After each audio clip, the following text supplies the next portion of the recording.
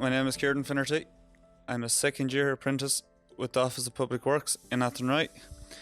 Today we're in Athenry and I'm going to take you through our stone cutting shed here and what we do on different phases of our apprenticeship. First of all, I'll show you the tools. So here on the right hand side now you have your pneumatic chisels and your pneumatic hammer. They're all ran by an air compressor and they're all air. The next stage then is your chiseling, your hand tools, your hammer, your hand chisels. They're for taking the twist out of a stone and for leveling it off to get a flat, even surface. You can use both hammers for these chisels. You can use both steel and nylon mallet.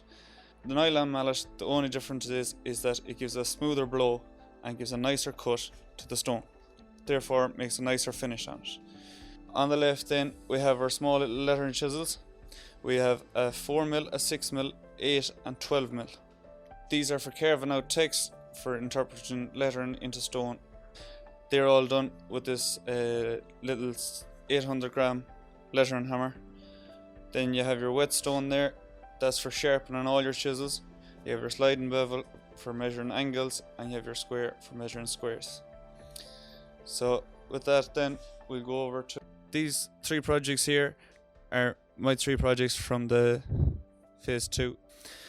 This firstly here is a Celtic cross, and on it there's both relief, knotwork, Celtic knotwork, showing the different designs you can do to incorporate it into it. Here then we have a decorative motif of a flower. This was all chiseled back 5mm and left relief in a way that it more so jumps out at you. Back here then we have lettering. This is the most detailed part of the course. These letters will be all hand drawn on. They're 25mm letters which are capitals approximately 40 to 45. They'll be all hand drawn on and they're all Roman capital, both higher and lower case. This is the main font of lettering in Ireland and it dates back to the 1800s. Another project then I've completed for the OPW is this 2-light window. Jambs of the window here, and on our lintel we have 3 different types of mouldings. We have our seam erector first, running into our volo and onto our convetto. This then is transferred the whole way up the jamb, across the lintel and down the other jamb. For our mullion in the middle to separate the 2-light window, we've used 2 of those. We have used seam erector on both sides and gone into a ovolo then on the front, just how it'll be stepped back and it gives a nicer finish to the window.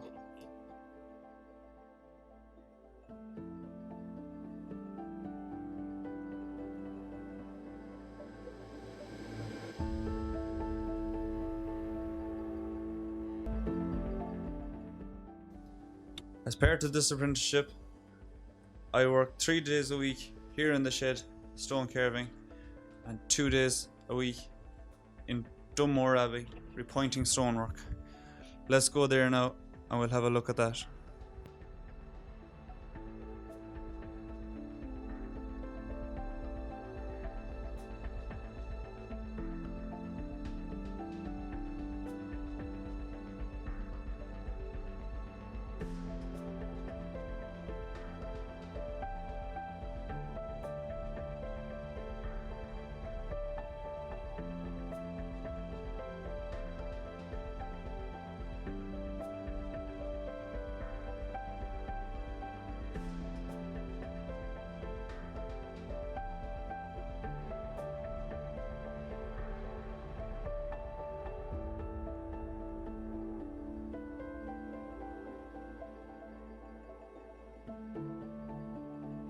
My name is Kieran Finnerty. I'm a second-year apprentice serving my time with the OPW in Athenry. Today we're in Dunmore, we're on one of our sites down here, and we're repointing and flaunching the top of this wall here to repair and restore it and to protect it for the future. The first part of the job, we come down here first, is that we have to rake out all the old mortar that's in these joints to clean them all out.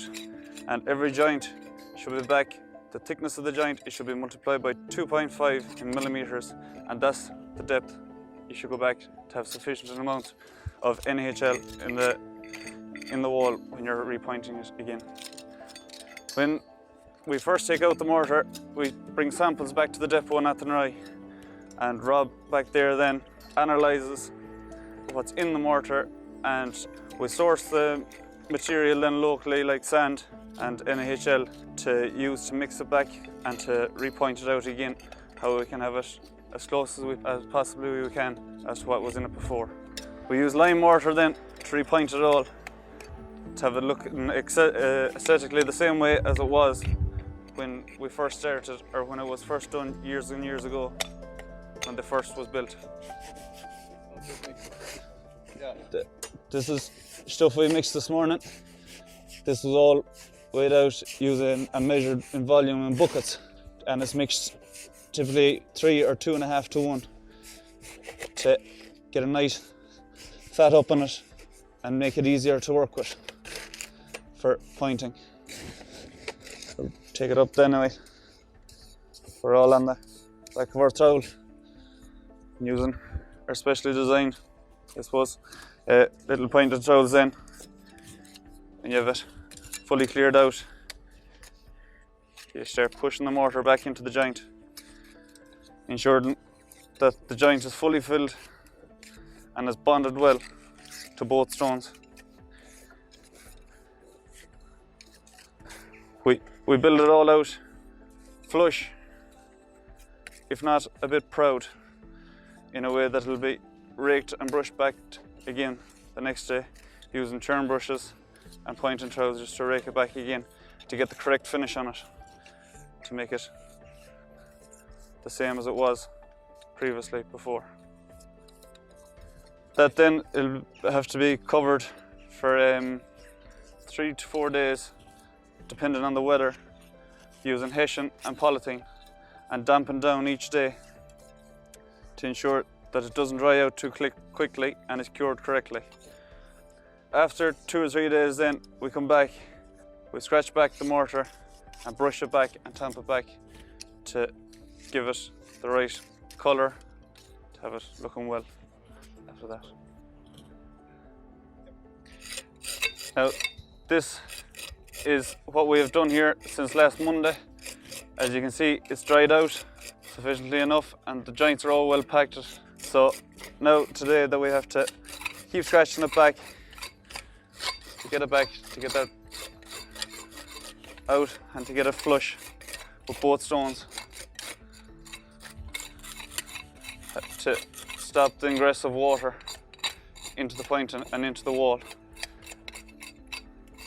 This protects the wall then for a lot more years to come. So yeah, we get this turn brush then, and you tap it back to get the grit out on it and to seal it yet again, to stop the ingress of water and to prevent the freeze thaw action happening.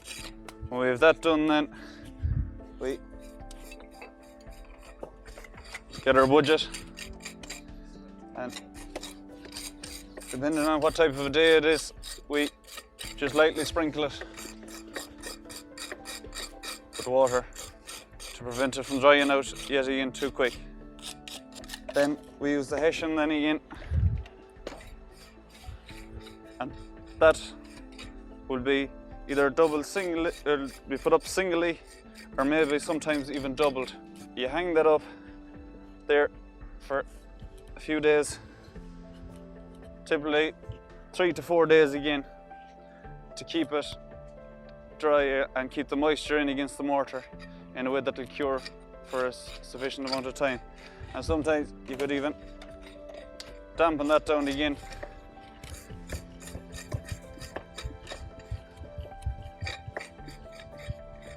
In a way that there's enough of moisture held in it.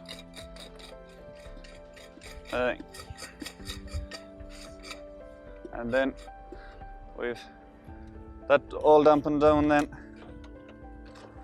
we get our polythene, and this prevents the sun getting at the hessian and drying the hessian too quickly, and it just kind of locks in the moisture into the hessian a bit better, so the lime can cure for that bit longer and be that bit better.